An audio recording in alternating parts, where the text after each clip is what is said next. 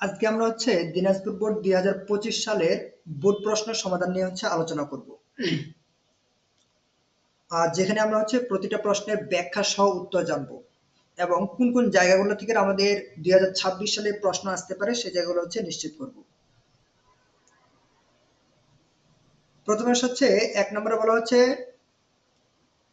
Teleconferencing কি?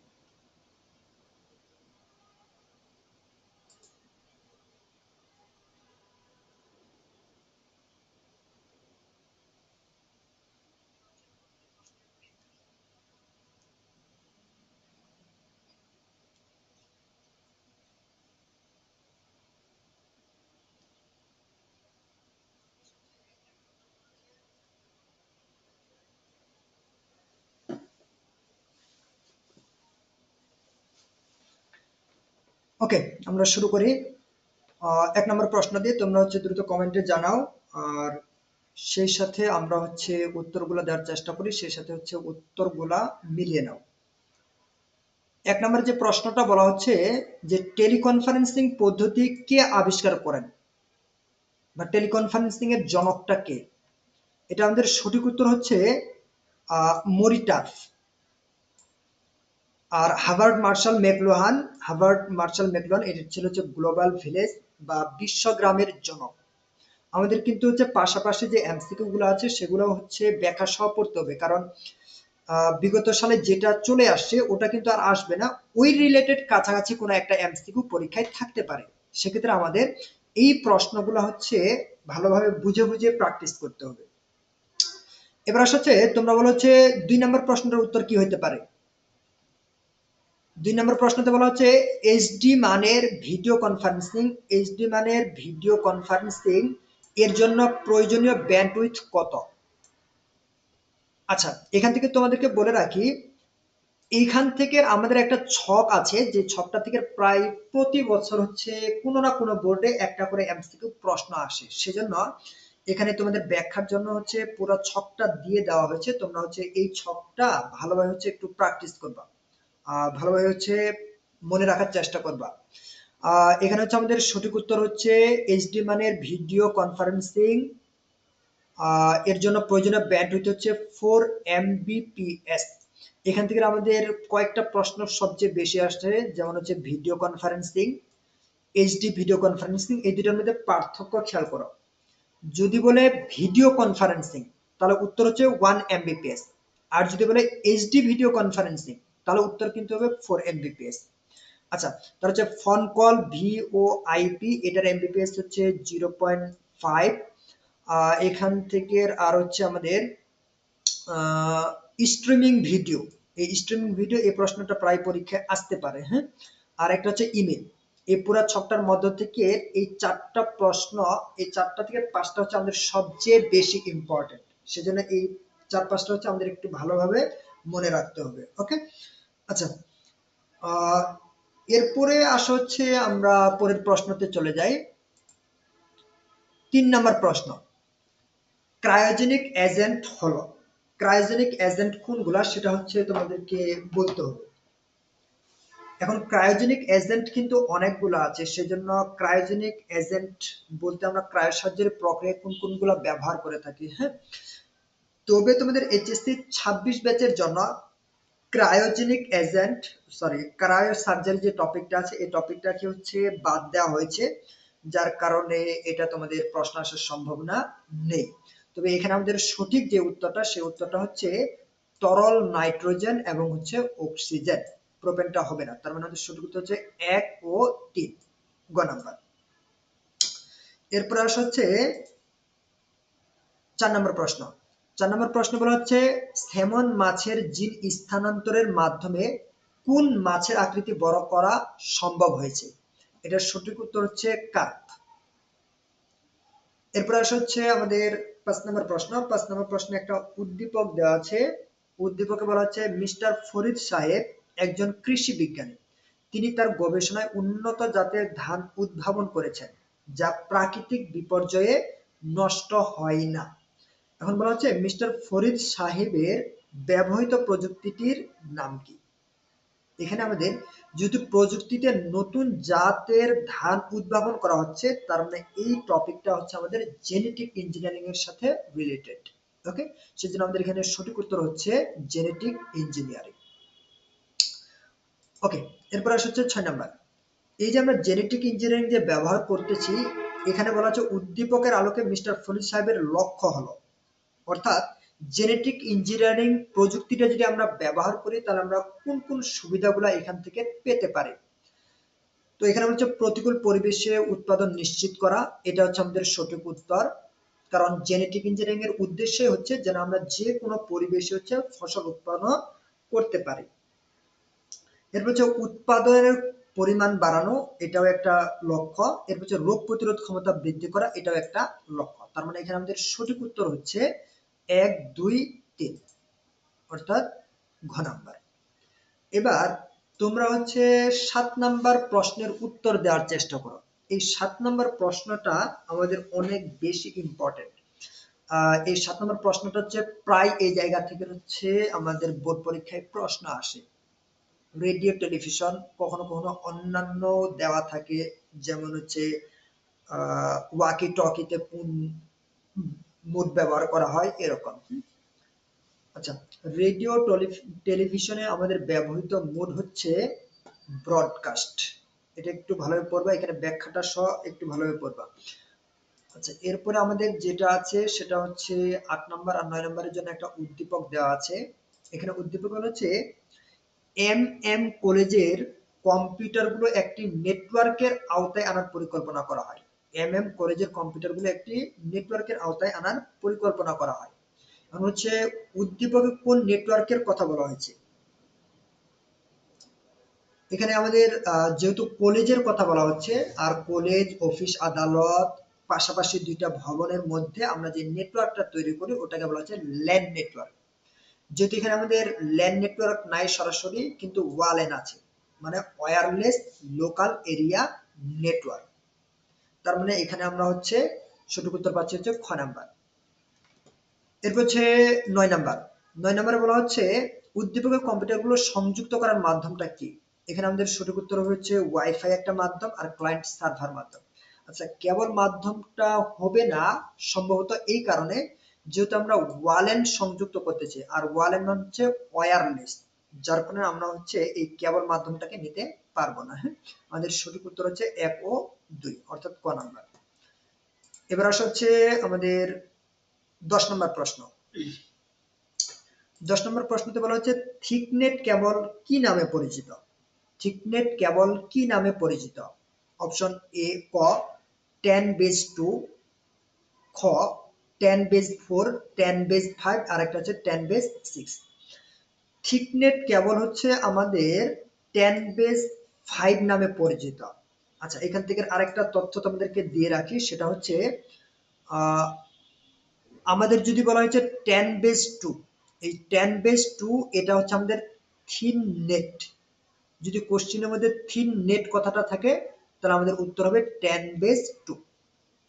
আর যদি আমাদের হচ্ছে থিক নেট, এই যে ক যদি থাকে তাহলে আমাদের উত্তর হবে 5। আর যদি থিন দন্তান্ন থাকে তাহলে আমাদের উত্তর হবে 2। এটা একটু সতর্ক থাকি, হ্যাঁ। ওকে, এরপরে আসা হচ্ছে 11 নম্বর। 11 নম্বরে আমাদের সঠিক উত্তর কোনটা হবে এবার এটা দ্রুত তোমরা কমেন্টে জানাও, হ্যাঁ। আমরা ব্যাখ্যাটা দিয়ে হচ্ছে বের করার চেষ্টা করি এখানে। তো এখানে প্রথমে দেওয়া আছে কি 1 0 1 0 1। এখন এটার সমতুল্য মান যদি আমরা দশমিকে বের করতে চাই তাহলে আমরা কি করব? এখানে আমরা হচ্ছে ভিত্তি পাওয়ার পদ্ধতি ব্যবহার করতে পারি। তাহলে এটার পাওয়ার হবে 0 1 2 3 4, অর্থাৎ 1 × 2 ⁴ প্লাস 0 × 2 ⁻³ প্লাস 1 × 2 ⁻² প্লাস 0 × 2 ⁻1 প্লাস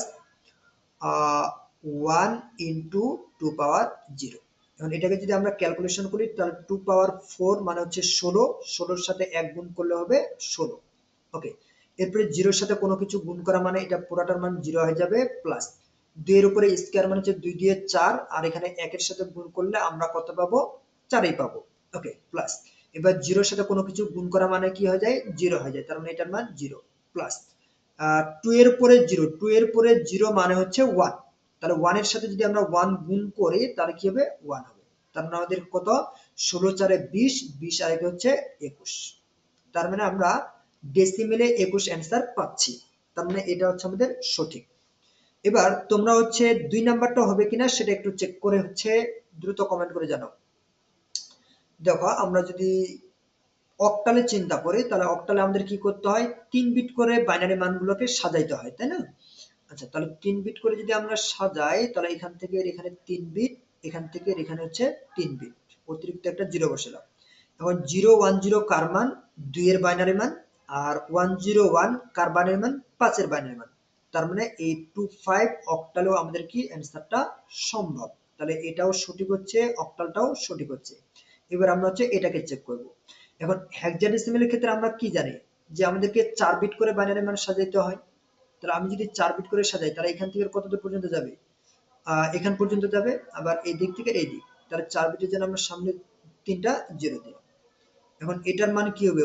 1, আর এটার মান কি হবে? 5।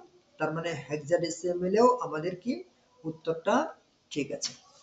তাহলে আমাদের সঠিক অ্যান্সার হচ্ছে ঘ। ওকে,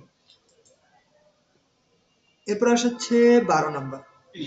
12 নম্বরে আমাদের একটা চিত্র দেওয়া আছে, এই চিত্রটা থেকে ওয়াই এর মানটা বের করতে বলা হয়েছে। এখন এইটা আমাদের কোন গেট তোমরা বলো তো? এই যে এইটা, এটা আমাদের কোন গেটকে নির্দেশ করে তোমরা একটু দ্রুত জানাও। হ্যাঁ,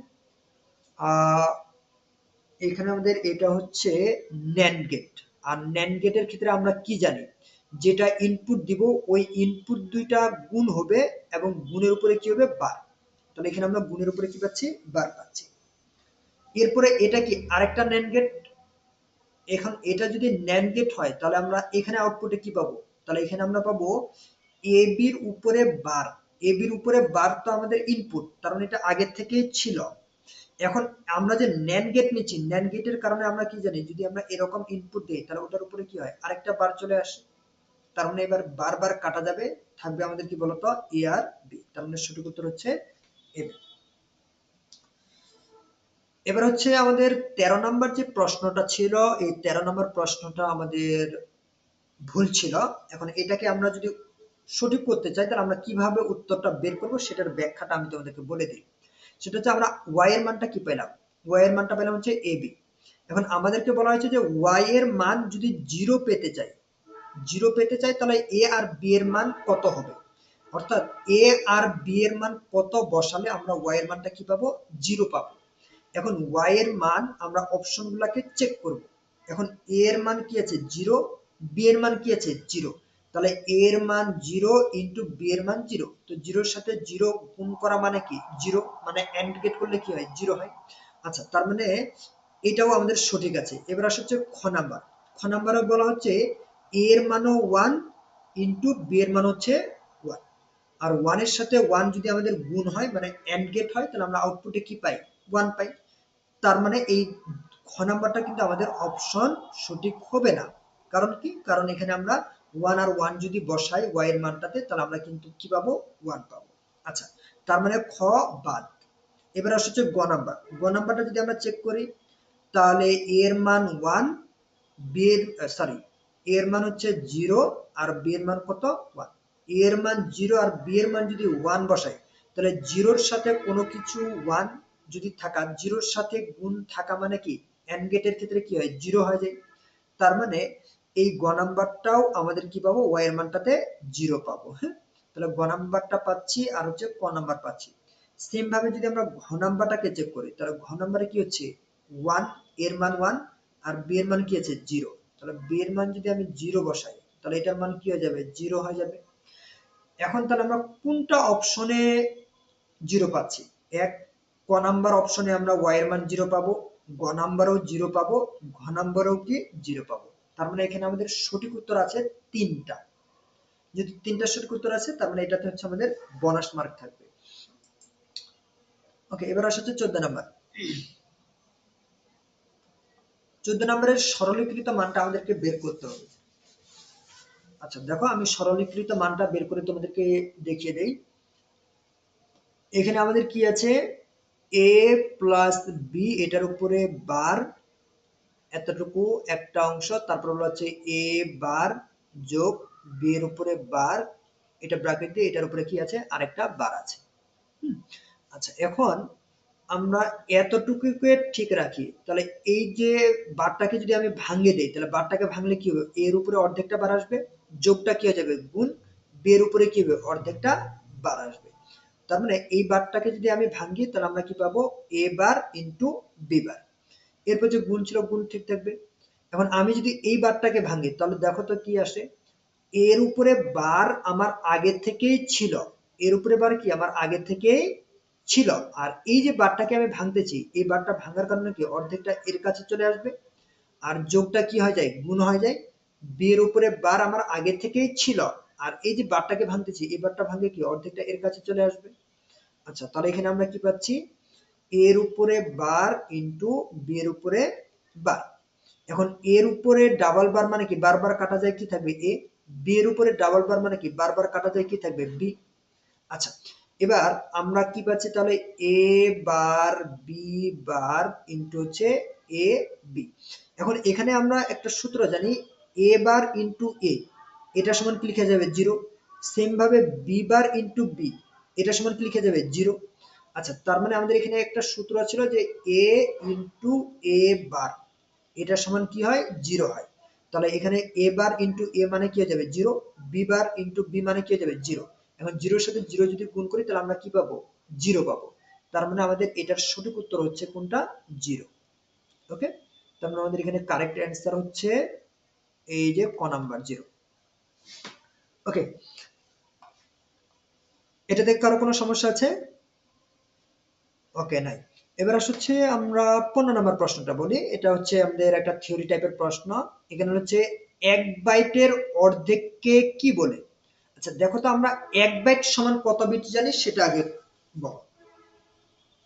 1 বাইট সমান কত বিট হয়, রাইট? 1 বাইট সমান আমরা জানি হচ্ছে 1 বাইট সমান হচ্ছে 8 বিট। 8 বিটে হয় হচ্ছে আমাদের 1 বাইট। আর এই যে আমাদের 1 বাইটের অর্ধেক, 1 বাইটের অর্ধেক মানে কি, 1 বাইটের অর্ধেক মানে কি, 8 বিটের অর্ধেক। 8 বিটের মানে কি, 4 বিট। আচ্ছা, এই 4 বিটে হয় হচ্ছে আমাদের 1 নিবল। 4 বিটে আমাদের কি হয়, 1 নিবল হয়। ওকে, তার মানে 1 বাইটের অর্ধেক যদি আমরা বলি, 1 বাইটের অর্ধেক, 1 বাইটের অর্ধেকে আমরা পাচ্ছি হচ্ছে 4 বিট। আর 4 বিট সমান আমরা কি বলতে পারি, 4 বিট সমান বলতে পারি হচ্ছে 1 নিবল। তার মানে আমাদের 15 সঠিক উত্তর হচ্ছে ক নাম্বার। আচ্ছা, তোমাদের এখানে আরেকটা তথ্য দিয়ে রাখি, সেটা হচ্ছে ক্যারেক্টার কোনটাকে বলি আমরা। ক্যারেক্টার বলি হচ্ছে এক ক্যারেক্টার সমান হচ্ছে 8 বিট হয়। এক ক্যারেক্টার সমান কি, 8 বিট। ভালোভাবে খেয়াল করো, 1 বাইট সমান 8 বিট, আবার এক ক্যারেক্টার সমানও কি হয়, 8 বিট হয়। তাহলে আমরা বলতে পারি যে এক ক্যারেক্টার সমান হচ্ছে 1 বাইট। আমরা এভাবেও বলতে পারি। কারণ কি, কারণ হচ্ছে বাইট, BYTE। আচ্ছা, এখানে কারণ কি, কারণ হচ্ছে আমরা 1 বাইট সমান হচ্ছে পাচ্ছি 8 বিট, আবার 1 বাইট সমানও কি পাচ্ছি, 8 বিট। তার মানে বাইট আর ক্যারেক্টার কি হয়ে যাচ্ছে, সমান হয়ে যাচ্ছে। ওকে, সেজন্য এক ক্যারেক্টার সমান কি লিখা যাবে, 1 বাইটও লিখা যাবে। তাহলে আমাদের প্রশ্নটা যদি এরকম থাকতো, 1 বাইটের সমানকে কি বলা হয়, তাহলে আমাদের সঠিক উত্তর হতে হচ্ছে ক্যারেক্টার। আর যদি 1 বাইটের অর্ধেককে কি বলা হয়, তাহলে উত্তর হচ্ছে নিবল। আবার সেম ভাবে যদি আমাদের বলা হয় যে 1 ক্যারেক্টারের অর্ধেককে কি বলা হয়, তাহলেও কিন্তু আমাদের উত্তর কি হবে, নিবল হবে। কারণ 1 ক্যারেক্টার সমান কি জানি আমরা, 1 বাইট জানি। ওকে, আচ্ছা, এবার হচ্ছে আমাদের 16 নম্বর প্রশ্নটার উত্তর কি হবে। 16 নম্বর প্রশ্নতে আমাদের কি বলা হচ্ছে, টেবিলেট সেল তৈরি করার জন্য কোনটা ব্যবহার করে। টেবিলেট সেল, সেল বলতে হচ্ছে আমরা কোনটাকে বুঝি, সেল, সেল বলতে আমরা হচ্ছে ঘরগুলাকে বুঝি। হ্যাঁ, এটা যদি আমাদের টেবিল হয়, তাহলে এই টেবিলের এই যে 4টা ঘর, এই প্রতিটা ঘরকে বলা হয় এক একটা সেল। ওকে, তো এই সেলগুলা তৈরি করা হয়েছে আমাদের দুইটা ট্যাগ দিয়ে। একটা হচ্ছে TH দিয়ে তৈরি করা যায়, আর একটা হচ্ছে TD দিয়ে তৈরি করা যায়। ওকে, তো আমাদের অপশনে যদি TH থাকে তাহলে TH ও কিন্তু সঠিক উত্তর হবে, কিন্তু আমাদের TH অপশনের মধ্যে নাই, আমাদের কি আছে, TD আছে। তার মানে আমাদের সঠিক উত্তর হচ্ছে ক, TD। এটা ক্লিয়ার? ওকে, এবার হচ্ছে 17 নম্বর প্রশ্ন। 17 নম্বর প্রশ্নতে বলা হচ্ছে HTML এ ইমেজ ফরম্যাট সাপোর্ট করে কোনটা। HTML এ ইমেজ ফরম্যাটটা সাপোর্ট করে কোনটা, ইমেজ ফরম্যাট সাপোর্ট করে কোনটা। আচ্ছা, ইমেজ এর ফরম্যাট গুলো আমরা বলি, একটা হচ্ছে GIF, PNG, JPG।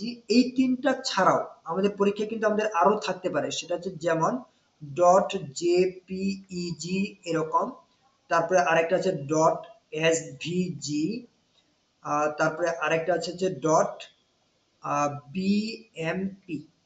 এই তিনটাও কিন্তু হচ্ছে আমাদের সঠিক উত্তর হইতো, হ্যাঁ, যদি অপশনের মধ্যে থাকতো। এই 6টা হচ্ছে আমাদের ছবির ফরম্যাট, এটা একটু ভালোভাবে মনে রাখিও। হ্যাঁ, ওকে, এরপর আসছে 18 নাম্বার।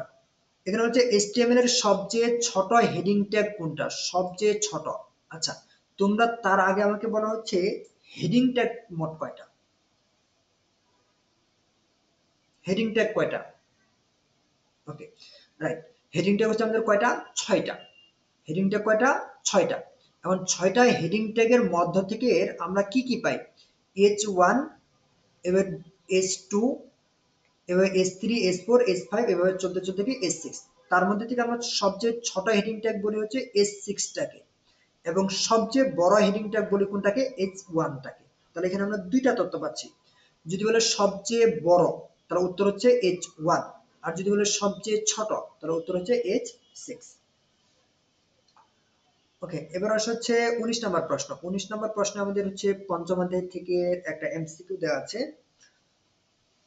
এখানে আমাদের দেখো বি এর মান কত দেওয়া আছে? 125। বি এর মান এটা। এরপরে আমাদের এইখানে আসে বলা হচ্ছে যে এ সমান যদি কি হয়? B percent 25। বি এ সমান কি? B percent 25। এখন এই যে বি পার্সেন্ট 25 হইল, এটার মানে কি? বি এর মান কত দেওয়া আছে? 125। 125 বসাইলাম। হ্যাঁ, আচ্ছা, 125 তারপরে কি পার্সেন্ট 25। এটার মানে কি? এখানে আমাদের সি প্রোগ্রামে এই পার্সেন্ট মানে হচ্ছে ভাগশেষটাকে বোঝায়। পার্সেন্ট মানে কাকে বোঝায়? ভাগশেষটাকে বোঝায়। অর্থাৎ আমি যদি 10কে আমি যদি 10কে 2 দিয়ে ভাগ করি, তাহলে আমাদের ভাগফল কত হয়? 5। অর্থাৎ 10 ভাগ 2 সমান কত লিখি? 5 লিখি। এটাকে আমরা কিভাবে লিখি? নরমালি এভাবে স্ল্যাশ চিহ্ন দিয়ে লিখতে পারি। 10 ভাগ 2 সমান কি? 5। এরকমও লিখতে পারি। আচ্ছা, এখন পার্সেন্ট মানে কি? পার্সেন্ট মানে হচ্ছে আমি যদি 10কে 2 দিয়ে ভাগ করি, তাহলে আমরা ভাগফল পাবো 5, কিন্তু ভাগশেষ কত পাবো বলতো? 0। এই যে আমাদের পার্সেন্ট আছে না, এই পার্সেন্ট মানে হচ্ছে ভাগশেষকে নির্দেশ করে। তাহলে এখানে যদি আমি এরকম লিখতাম যে 10%2, এটার মানে কি? এটার মানে হচ্ছে 0। কারণ কি? কারণ আমি যদি 10কে 2 দিয়ে ভাগ করি, তাহলে ভাগশেষ আমরা কত পাচ্ছি? 0। আর এই পার্সেন্ট দিয়ে আমাদের ভাগশেষটাকে নির্দেশ করা হয়। আচ্ছা, এখানে আইসিটির ভাষায় এটাকে আমরা হচ্ছে পার্সেন্ট না বলে বলতে পারি হচ্ছে মোড। পার্সেন্টের পরিবর্তে কি থাকতে পারে? আর মোড কথাটা থাকতে পারে। হ্যাঁ, যদি মোড থাকে বা পার্সেন্ট থাকে, তাহলে বুঝে নিব যে এটা হচ্ছে আমাদের কি ভাগশেষ নির্দেশ করে। আচ্ছা, এখন এখানে বলা হচ্ছে 125%25। এটার মানে কি? 125কে যদি আমি 25 দিয়ে ভাগ করি, তাহলে আমাদের ভাগশেষ কত থাকবে? ভাগশেষ 0 থাকবে। কারণ 125কে যদি 5 দিয়ে ভাগ করি, তাহলে 25 5 125, তার মানে ভাগফল হবে 5, আর ভাগশেষ কি হবে? 0। তার মানে আমাদের এখানে এর মানটা কি দাঁড়াচ্ছে বলতো? এর মানটা কি? এর মানটা হচ্ছে 0 দাঁড়াচ্ছে। কারণ 125কে যদি আমি 25 দিয়ে ভাগ করি, তাহলে ভাগশেষ কি হবে? ভাগশেষ 0 হবে। সেজন্য আমাদের সঠিক উত্তর কোনটা হবে? এখানে ক নাম্বারটা হবে। ওকে, আচ্ছা, এরপর আসা হচ্ছে আমাদের পরের প্রশ্ন। এখানে আমরা যে ভাষাটা ব্যবহার করছি সেটা হচ্ছে সি প্রোগ্রাম। এই 18 নম্বর প্রশ্নটাতে বা হ্যাঁ, এখন হচ্ছে এই যে আমরা এখানে ব্যবহার করছি হচ্ছে কি সি প্রোগ্রাম। এখন সি প্রোগ্রামের আলোকে বলা হচ্ছে এই ভাষাটা আমাদের কি ধরনের ভাষা? এটা হচ্ছে আমাদের একটা জেনারেল পারপাস ল্যাঙ্গুয়েজ, এটা হচ্ছে আমাদের একটা মিড লেভেল ল্যাঙ্গুয়েজ, আর এটা একটা হচ্ছে কেস সেনসিটিভ ল্যাঙ্গুয়েজ। তার মানে এখানে আমাদের সঠিক উত্তর হচ্ছে 3টা, 1 2 3, অর্থাৎ ঘ নাম্বার। ওকে, আচ্ছা, এবার আসা হচ্ছে আমরা পরের প্রশ্নতে চলে যাই। 21 নাম্বার। সি সি ভাষায় সমজাতীয় ডেটা সংরক্ষণের জন্য কোনটা ব্যবহার করা হয়? এটা হচ্ছে আমাদের থিওরি টাইপের। এখানে হচ্ছে আমরা এরে ব্যবহার করে থাকি। তার মানে 21 এর সঠিক উত্তর হচ্ছে 21। 21 এর সঠিক উত্তর হচ্ছে ঘ। আচ্ছা, এখানে আমরা কয়েকটা তথ্য পাবো। এই তথ্যগুলো একটু আমাদের ভালোভাবে মনে রাখতে হবে। হ্যাঁ, লাইব্রেরি ফাংশনে গেট সিএস ফার্স্ট ব্র্যাকেট এই হেডার ফাইলটা ব্যবহার করি হচ্ছে আমরা কোনিও ডট এচ এর ক্ষেত্রে। কিসের ক্ষেত্রে? কোনিও ডট এচ এর ক্ষেত্রে। হ্যাঁ, আচ্ছা, এখন ম্যাথ ডট এচ এই হেডার ফাইলটার ক্ষেত্রে আমরা এইচএস এর ক্ষেত্রে দুইটা জিনিস পাই। একটা পাই হচ্ছে পাও, পি ও ডাব্লিউ, পাও। আর একটা জিনিস পাই সেটা হচ্ছে আমরা এস কিউ আর টি। আচ্ছা, যদি আমাদের প্রশ্নের মধ্যে পাও অথবা এসকিউআরটি এর হেডার ফাইল চাই, তাহলে আমাদের সঠিক উত্তর হবে কিন্তু ম্যাথ ডট এইচ। আর যদি গেট ডট সিএচ চাই, তাহলে আমাদের উত্তর হচ্ছে কি কোনিও ডট এইচ। এটা তোমরা একটু ভালোভাবে মাথায় রাখিও। এখান থেকেও আমাদের পরীক্ষায় প্রায় প্রশ্ন আসে, সেজন্য এটা একটু ভালোভাবে মনে রাখিও। হ্যাঁ, আচ্ছা, এবার আসা হচ্ছে আমরা 23 নম্বর প্রশ্নতে চলে যাই। 23 নম্বর প্রশ্নতে আমরা হচ্ছে বলা হচ্ছে অ্যাসেম্বলি ভাষার অপারেশন কোডগুলা কি? এটা হচ্ছে আমাদের একটা ছক দেওয়া আছে আমাদের আইসিটি সাজেশন বইতে। এটার একটা ছক দেওয়া আছে যে অ্যাসেম্বলি ভাষার অপারেশন কোডগুলা কি কি, সেটা তোমরা একটু হচ্ছে ভালোভাবে দেখে নিও। তো এখানে আমাদের অপারেশন কোডের মধ্যে একটা হচ্ছে MUL, যেটা দিয়ে আমরা মাল্টিপ্লিকেশন মানে গুণফলকে বুঝি। আর একটা আছে হচ্ছে অ্যাড, অ্যাড মানে হচ্ছে যোগফলকে বুঝি। এই দুইটা হচ্ছে ব্যবহার করা হয়। ওকে, এরপরে আমরা হচ্ছে 24 নম্বরের প্রশ্নটাতে চলে আসি। আচ্ছা, তোমাদেরকে বলে রাখি, আমরা এখান থেকে যে প্রশ্নগুলোর উত্তর বলা হচ্ছে, খেয়াল করো, এই প্রশ্নগুলোতে আমরা যে সমাধানটা দিচ্ছি, এই সমাধানটা কিন্তু হচ্ছে এই আইসিটি সাজেশন বই থেকে হচ্ছে উত্তরগুলা বলা হচ্ছে। এখানে দেখো যে পঞ্চম অধ্যায়ে আইসিটি সাজেশন বই পৃষ্ঠা নাম্বার 119। অর্থাৎ এই আইসিটি সাজেশন বই থেকে আমাদের কি ছিল, এই প্রশ্নগুলোর এমসিকিউ গুলো হচ্ছে কমন ছিল। যেগুলো কমন ছিল সেগুলো হচ্ছে আমরা এই ফাইলের সাথে হচ্ছে অ্যাড করে দিচ্ছি, যে আমাদের আইসিটি সাজেশন বইয়ে কত নাম্বার প্রশ্ন বা কোন পৃষ্ঠা থেকে হচ্ছে নেওয়া হয়েছে। ওকে, আচ্ছা,